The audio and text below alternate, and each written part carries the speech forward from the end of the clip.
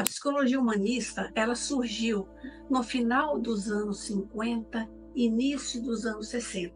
E ela não tem um único pai, como os dois eixos anteriores que existiam, o behaviorismo e a psicanálise.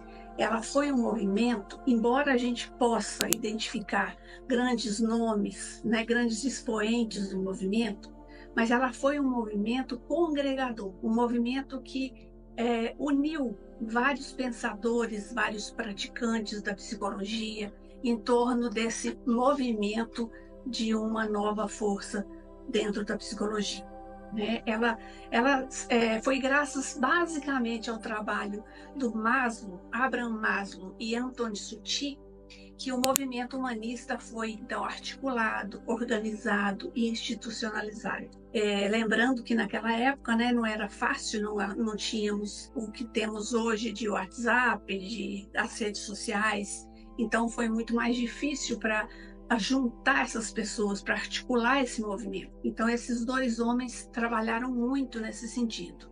O movimento teve um caráter congregador, não um caráter de convergência. Ele agrupou pessoas para trocar, para se fortalecer, para rever conceitos. Então isso vai propiciar um encontro, um intercâmbio entre essas pessoas que naquele momento estavam se sentindo isoladas, né?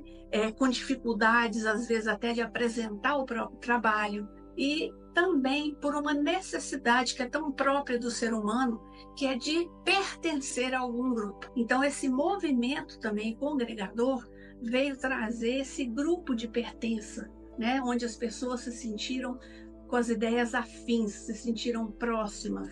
E isso foi, então, gerando aí muitas trocas e muito crescimento. Ela surgiu também, a gente pode dizer isso, que foi como uma reação àquele panorama da psicologia que até então era dominado pelas duas correntes que eu já disse anteriormente. O Maslow, ele era inclusive um professor e promissor psicólogo experimental, mas os seus interesses pouco ortodoxos, né, não estavam mais muito afinados com uma forte tendência que predominava dentro das universidades, que era do behaviorismo. Então isso começou a fazer com que ele se sentisse isolado profissionalmente.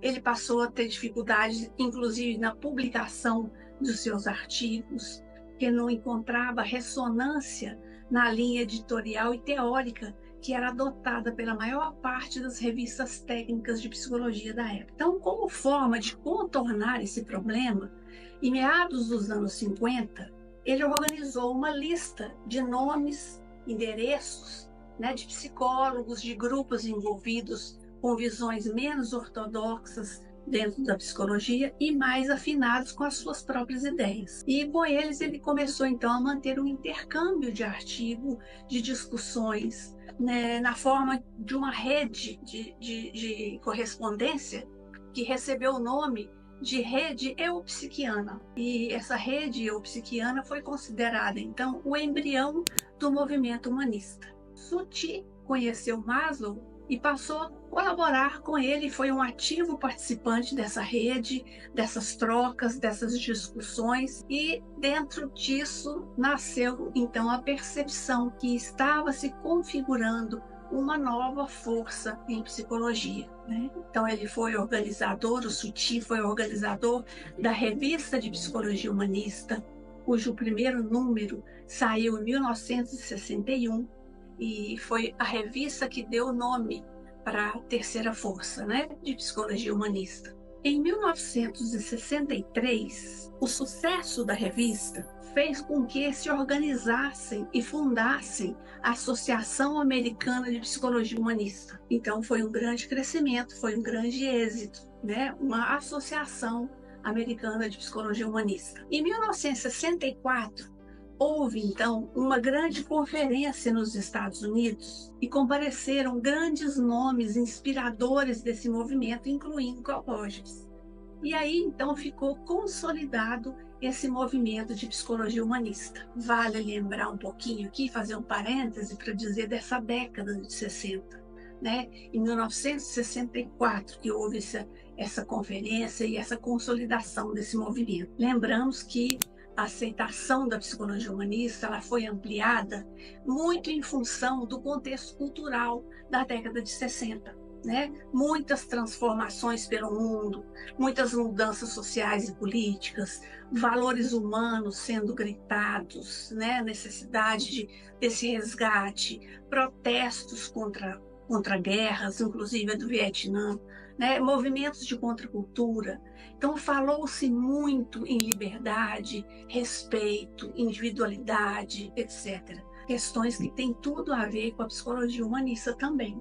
Né? Então, tudo isso trouxe um acentuado questionamento sobre os valores rígidos do sistema, dos modelos tradicionais de família, questionamentos sobre trabalho, política, igreja, governo, né? E do próprio modelo de relações interpessoais. Então, a psicologia humanista ela encontrou um grande respaldo nessa época. E ela é marcada por um compromisso de engajamento em favor de uma mudança social e cultural em direção a uma sociedade de valores mais humanos, né? Então a psicologia humanista prima por esses valores mais humanos, ela é menos controladora, né? Então a direção de uma sociedade de valores menos controladores, uma sociedade mais atenta às necessidades intrínsecas à autoatualização, né?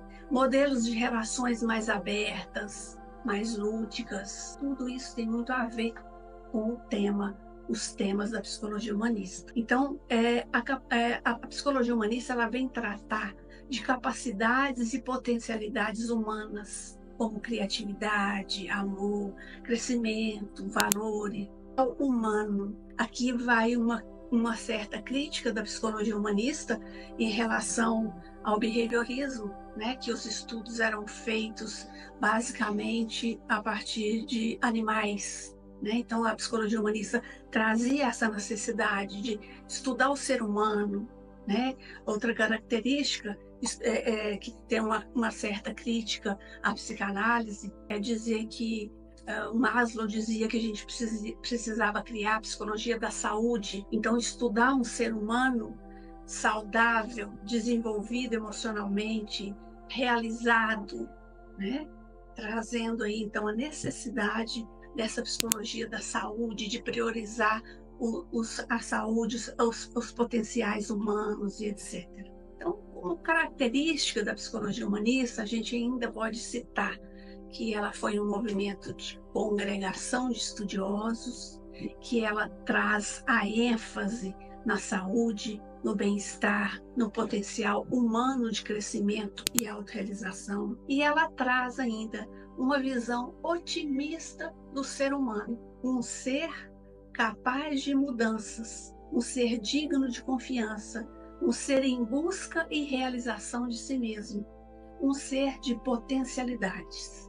Né? Então, não é uma visão otimista no sentido ingênuo ou romântico, mas é uma visão otimista no sentido de dizer que o ser humano vale a pena, que o ser humano precisa de ter determinadas condições para que ele se desenvolva saudável. Então, dentro desse movimento de psicologia humanista, tivemos muitas pessoas importantes que contribuíram com os seus pensamentos, com as suas ideias. E dentre essas pessoas todas, nós tivemos influências do pensamento existencialista, por exemplo, muitas pessoas que participavam da filosofia, que eram filósofos existencialistas, participaram desse movimento, acrescentaram, né, pessoas da Gestalt, onde a gente aprendeu, inclusive, a visão mais inteira, mais holística do ser humano, ver o ser humano como um todo. Alguns neopsicanalistas também fizeram parte,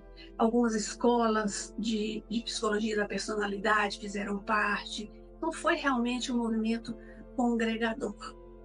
E o Carl Rogers, né, que estava aí dentro participando também, ele é norte-americano, nós vamos falar dele daqui a pouquinho, mas só para adiantar, eu vou falar um pouquinho só do surgimento do pensamento dele.